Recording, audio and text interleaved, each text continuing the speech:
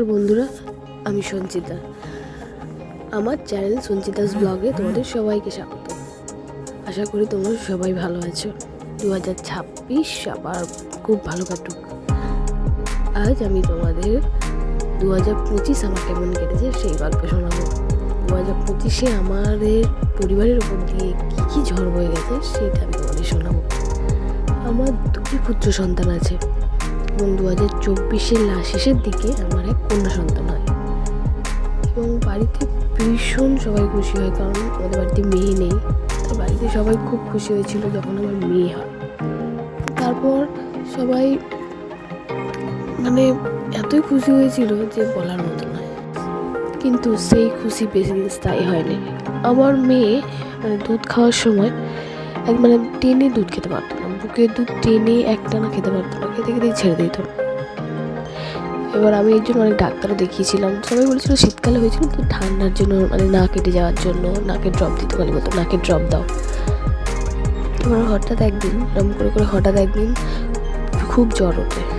এবার জ্বরের 2 দিন হয়ে গেছে, জ্বর ওষুধ খাচ্ছে, তাও জ্বর কমে না। তখন আমাদের ওখানে যে হসপিটাল, শিশু সদন আছে, বাচ্চাদের হসপিটাল, সেখানে নিয়ে যাওয়া হয়। সেখানে নিয়ে গেলে ডাক্তার বলে যে ওর নিউমোনিয়া হয়েছে। রিপোর্ট করে ধরার পরে নিউমোনিয়া হয়েছে, কিন্তু তখনও তো আসল রিপোর্ট বাকি ছিল। এবার নিউমোনিয়া ভালো হয়ে যাওয়ার পর ওখান দিয়ে বলা হয় যে ইকো ইসিজি করতে। এবার ইকো ইসিজি করতে আমরা আরএনটি কর যাই এবং সেখানে গিয়ে ইকো ইসিজি রিপোর্ট করা হয়। সেখানে গিয়ে ধরা পড়ে আমার মেয়ের হার্টে একটা 9 mm হোল আছে এবং ওর একটা জন্মগত হার্টের রোগ আছে, যার চিকিৎসা বিজ্ঞানের ভাষায় যাকে বলা হয় টিএপিভিসি। ওটা এমনই ওর ইমিডিয়েট অপারেশন করাতে হবে, সার্জারি করাতে হবে, এরকম ব্যাপার। যেটা করাতে লাগবে 4 লাখ টাকা। আমাদের মতো সাধারণ পরিবারে 1 লাখ টাকা থাকে না, আর 4 লাখ টাকা কোথা থেকে আসবে? মাথার উপর আকাশ ভেঙে পড়েছিল। সেই সময় আমার হাজব্যান্ড কী করলো, সোশ্যাল মিডিয়ায় রিপোর্ট সব কিছু নিয়ে দেওয়ার আপনাদের আশীর্বাদে, সবার আশীর্বাদে 3 দিনের মধ্যে টাকা জোগাড় করে আমরা ব্যাঙ্গালোর যাই এবং সার্জারি করাই এবং আমার মেয়েকে সুস্থ করি। এবং এরপর অনেকে বলেছিল যে আমরা মেয়েকে কেন প্রথম থেকে চিকিৎসা করাইনি ভালো করে, তাই হয়তো এত দেরি হয়েছিল।